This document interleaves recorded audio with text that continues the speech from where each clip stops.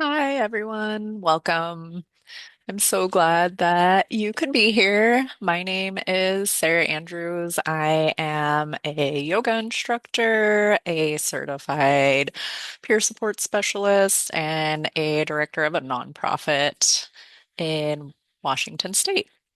I'm here to go over our Empower and Heal trauma sensitive yoga teacher module, a comprehensive approach to healing through yoga.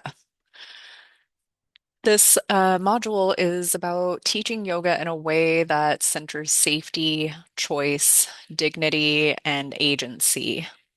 We're learning how to create spaces where people can breathe, move, and rest without pressure to perform or fix themselves. Spaces where healing is possible because power is shared. There will also be moments throughout this presentation where we pause the video for you to read from our workbook. And remember just to go at the pace that feels supportive to you. So, getting started, our workshop highlights and structure.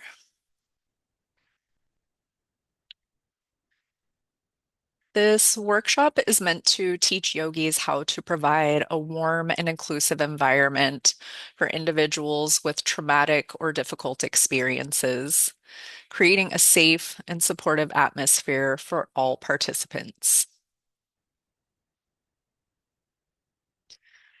We'll discuss how to set the tone for your class, emphasizing the importance of mindfulness and presence throughout.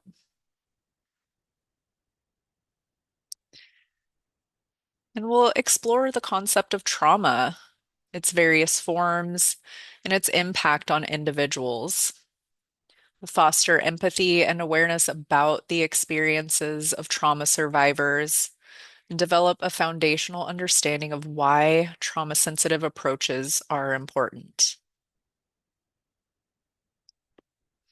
We'll explore principles of creating a safe space within our classes, the importance of consent, boundaries, and choice for participants. Ensure that the movement is free from judgment and criticism.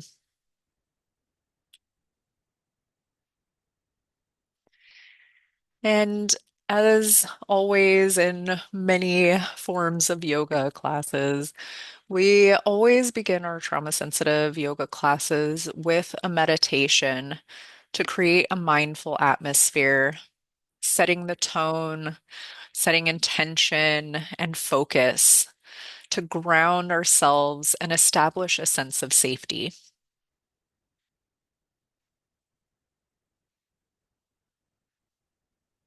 And now, going over our core principles of trauma sensitive yoga, we'll dive into these core principles and techniques, explore how yoga can be adapted to accommodate the unique needs of sensitivities of trauma survivors, discuss the role of mindfulness, empowerment, and self-compassion in the practice.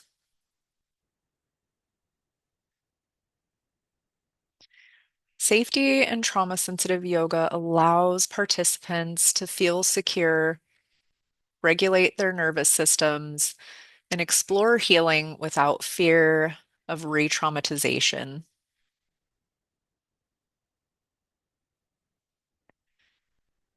Trauma sensitive yoga builds trust by offering choice, consistency, and non judgmental support, allowing participants to reconnect with their bodies and feel safe being in the present moment. It empowers through choice by inviting participants to decide how they move, breathe, or rest, helping them reclaim agency over their bodies and experiences. It enhances the mind-body connection by encouraging awareness of physical sensations, breath, and emotions, helping participants reconnect with themselves and restore a sense of wholeness.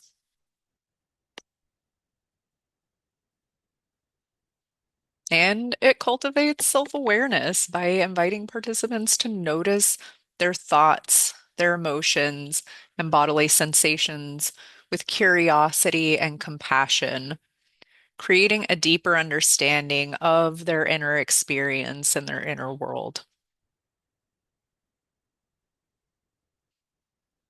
Now we're going to shift into understanding trauma and its impact and responses.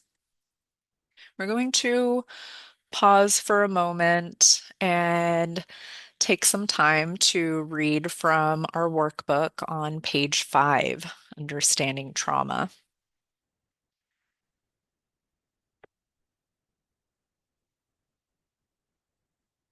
And welcome back.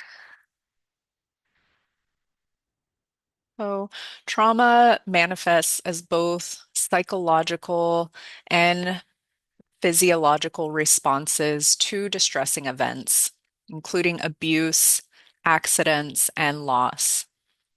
Recognizing the profound impact of trauma is essential for cultivating empathy and creating supportive environments for survivors. This understanding aids in addressing the varied effects trauma has on individuals, encouraging better awareness and sensitivity in trauma-informed practices.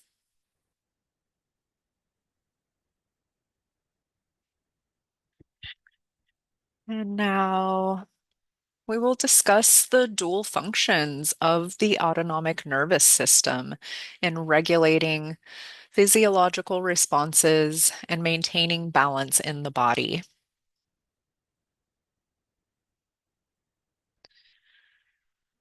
The autonomic nervous system, or ANS, regulates involuntary functions such as heart rate, digestion, and respiratory rate, ensuring the body operates without conscious effort.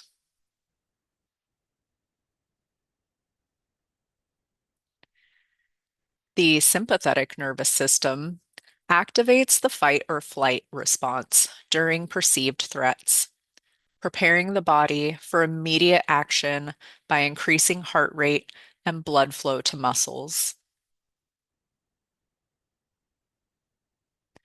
The parasympathetic nervous system promotes rest and digest functions, calming the body after stressors and facilitating recovery and relaxation.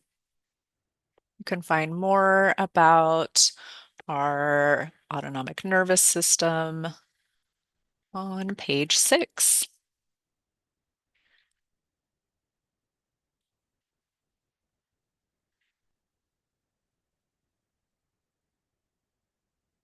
Now we are going to discuss the role of the vagus nerve in the bodily functions. And the vagus nerve's impact on emotions and immunity. The vagus nerve, also known as the 10th cranial nerve, is one of the longest and most important nerves in the human body. Plays a crucial role in regulating various involuntary bodily functions and serves as a key component of the autonomic nervous system. The vagus nerve plays a key role in regulating emotions and immunity by connecting the brain, heart, and gut. Practices like deep breathing or gentle movement can help calm the nervous system, reduce stress, and promote feelings of safety. This relaxation response lowers inflammation and supports immune function, while also improving emotional regulation and resilience.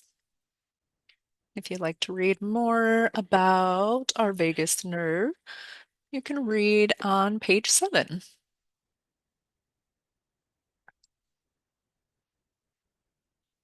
Now, shifting to our overview of chakras and their correspondences. Chakras are energy centers that influence physical, emotional, and spiritual well-being. In trauma sensitive yoga, they help identify where trauma may be held in the body and guide practices that restore balance, grounding, and flow throughout the nervous system.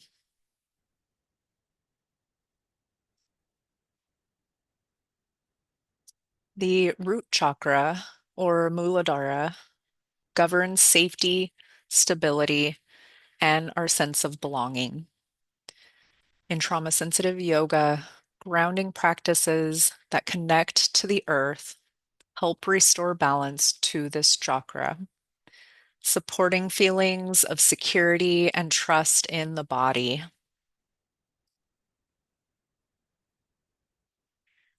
The sacral chakra, or Svadhisthana, governs emotions, creativity, and relationships. In our yoga practice, gentle movement and fluid breath work help release stored tension and reconnect with pleasure, flow, and emotional balance. The solar plexus chakra, or Manipura, governs personal power, confidence, and self-worth. In trauma-sensitive yoga, core strengthening and breath-centered practices help rebuild inner strength, autonomy, and a sense of control.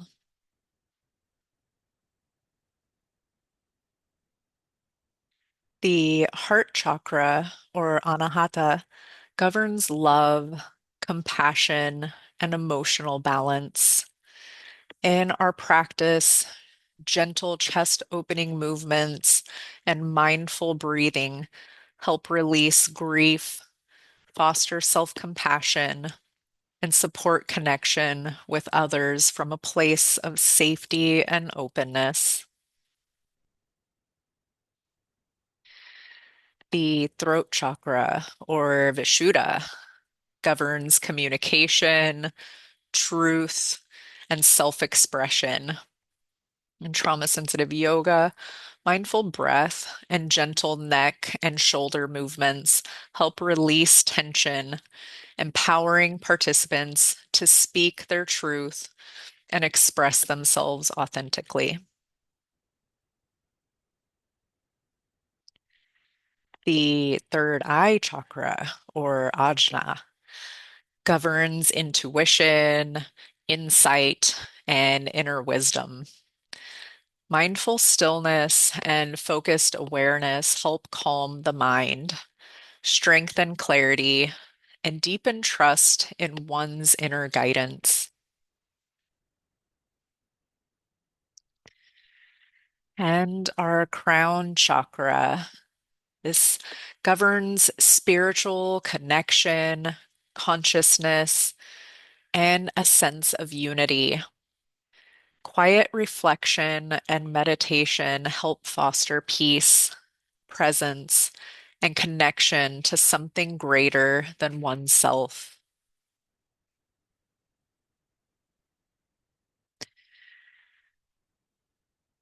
Now, moving on to understanding trauma responses, the fight, flight, freeze, and fawn. This is also on page 9.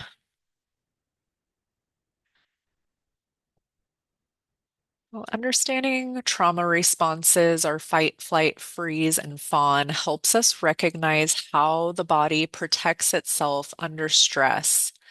Awareness of these responses supports compassion, regulation, and choice, helping participants move from survival towards safety and connection.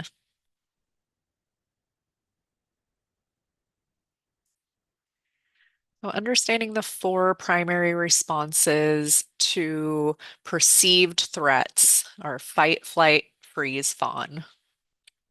Starting with fight. This is a reacting with anger or control to regain safety or power. This response involves a readiness to confront and combat the perceived threat. Marked by aggression and assertiveness, individuals may become confrontational or even physically aggressive when feeling threatened.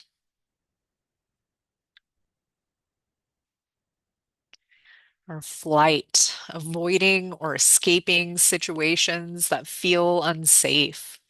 The flight response involves an inclination to avoid or escape from the threat, characterized by a strong urge to flee the situation, to reduce risk. This response is rooted in survival instincts.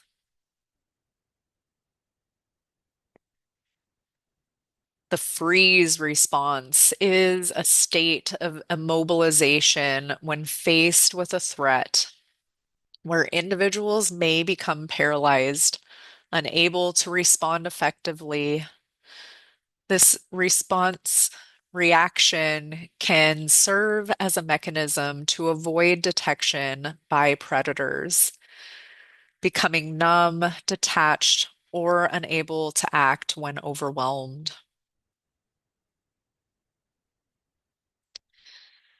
And the fawn response involves appeasing the threat to reduce harm, often through compliance or submissiveness. This behavior aims to de-escalate potential conflict, but can lead to codependency. This can present as people-pleasing or over-accommodating to avoid conflict or harm. And as you see on the screen, there is also flop, and this is the body completely shutting down or collapsing when overwhelmed, similar to fainting or disassociation. So this is different from freezing. Understanding these responses fosters compassion and choice, helping participants move from survival to safety, regulation, and empowerment. So, effects of trauma on the body can look like dysregulated breathing, muscle tension and tightness, gastrointestinal distress issues, heightened physical sensations, psychosomatic pain manifestations, and there are more effects of trauma on the body that we have listed on page 10.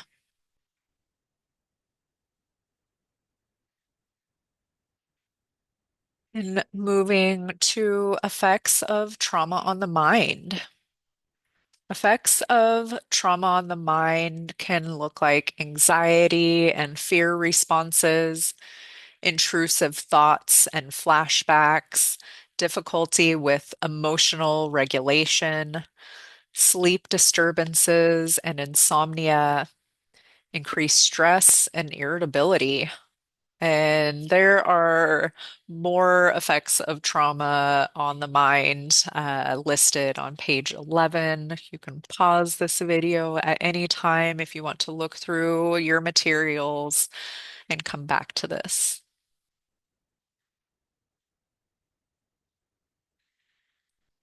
The necessity of trauma-sensitive approaches in yoga.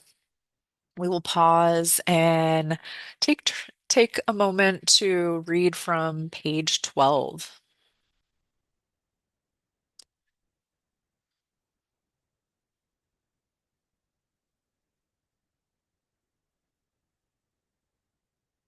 Oh, welcome back.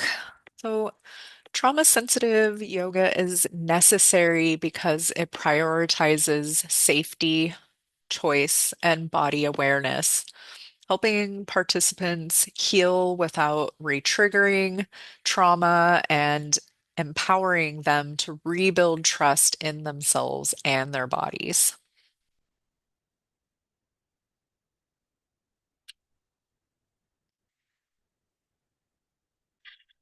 Now, exploring creating a safe and supportive environment.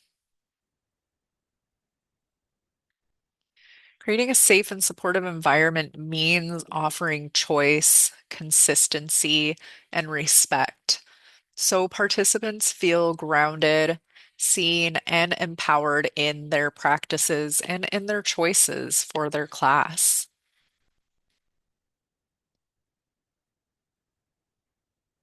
Talking about our language. Language is vital in trauma-sensitive yoga because invitational, non-judgmental words foster safety and choice, helping participants feel empowered and in control of their experience.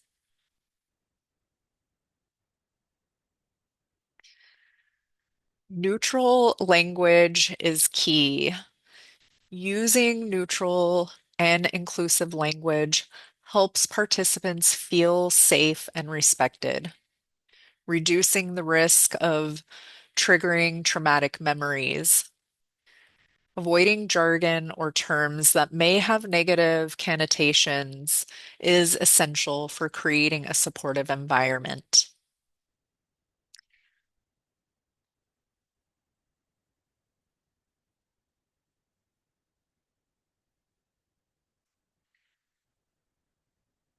And we'll pause for you to read out of page 13 and 14 to go over our neutral language.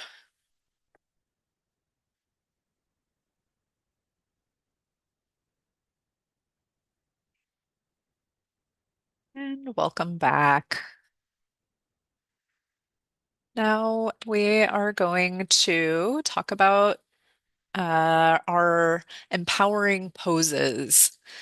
So, avoiding certain poses may be associated with vulnerability or discomfort. This allows participants to engage in their practice without fear of triggering distressing sensations. Providing alternatives can empower participants to make choices that best suit their needs. I always like to invite folks to come into a pose, letting them know that everything is optional and offering them to come into a posture that feels most supportive to them.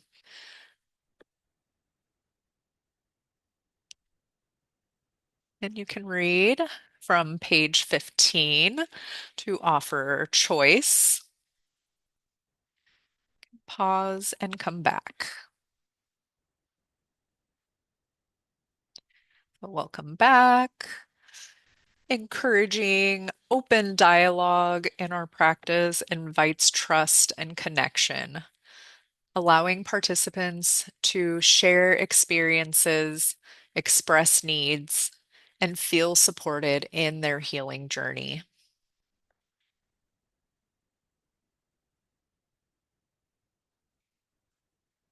Now we're going to discuss establishing safety in the yoga class. This means creating a predictable, welcoming space with clear boundaries, gentle guidance, and choice, helping participants feel secure and in control of their experience. So, always initiate the welcome, beginning with a warm and inclusive welcome, fostering a safe atmosphere for all. Welcome to our trauma sensitive yoga class this morning or afternoon. My name is Sarah Andrews. I will be your instructor. I want you to listen to your body throughout this practice. Take any pauses throughout, lots of rest if needed, and honor and listen to your body throughout this practice. Discuss consent and boundaries.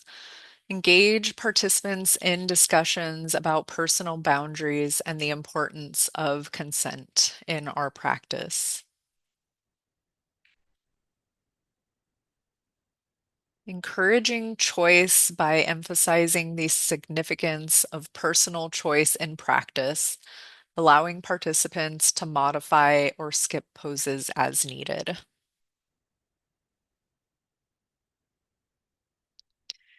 And cultivate a trusting environment where participants feel comfortable expressing their needs and concerns. Reinforce the necessity of a non-judgmental environment, promoting open communication and acceptance.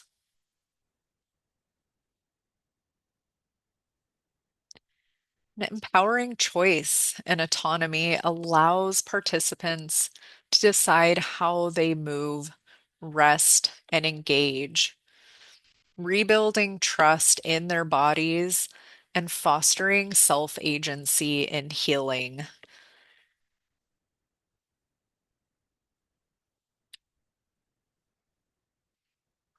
As we come to the end of this presentation, just want to thank you all for your time and energy in this space and the beginning of this practice, this journey of yoga, of our trauma sensitive practice and wellness. And I wish you all the best of luck on your yogic journey.